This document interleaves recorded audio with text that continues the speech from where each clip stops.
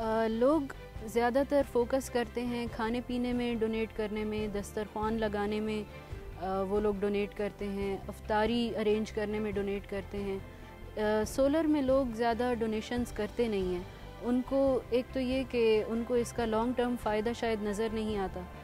हालांकि तालीम एक ऐसी चीज़ है, एक दफ़ा अगर आप किसी बच्ची को या बच्चे को दे दें तो उसका लॉन्ग टर्म फ़ायदा हो जाता है।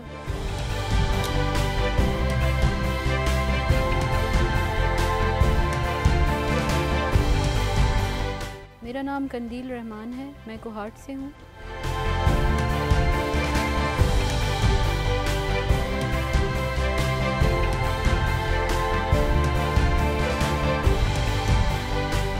बैचलर्स के बाद मेरी शादी हो गई थी और उसके कुछ ही अरसे बाद 1.5 साल बाद मेरी सेपरेशन हो गई और मैं काफ़ी सीवियर ट्रॉमा से गुज़री थी उस दौरान।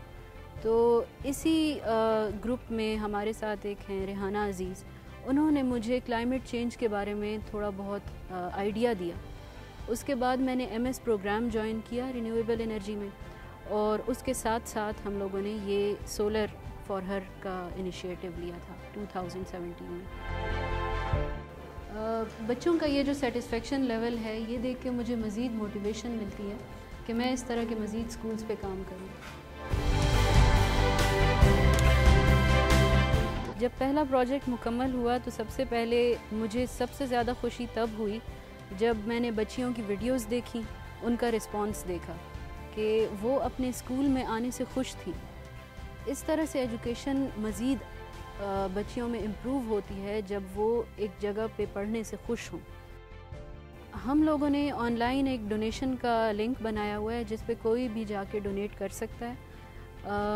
और इसके अलावा हमारे जो 5 कोर टीम मेंबर्स हैं वो फ्रेंड्स एंड फैमिली से भी इस तरह से ज़िक्र करते हैं, तो उनसे भी कलेक्ट करते हैं। तो एक तरह से क्राउड फंडिंग हम लोग करते हैं। अभी रिसेंटली हमने थर का एक स्कूल सोलराइज़ किया है। वो बिल्कुल इस तरह से प्लेन ग्राउंड था और वहाँ पे एक वॉलंटियर ग्रुप ने कुछ फंड्स के साथ एक कमरे का स्कूल बनाया। वो एक ऐसा इलाका है जहाँ पे रोड भी नहीं है, जहाँ पे कोई स्कूल नहीं है। तो हमने वहाँ का एक एजुकेशन लेवल बढ़ा दिया है उस एक मिट्टी के इलाके में। मेरा ये ख्वाब है कि हम पूरे पाकिस्तान को सोलराइज़ करें, पूरे पाकिस्तान के स्कूल्स को सोलराइज़ करें ताकि कोई भी बच्चा अंधेरे में ना पढ़ सके।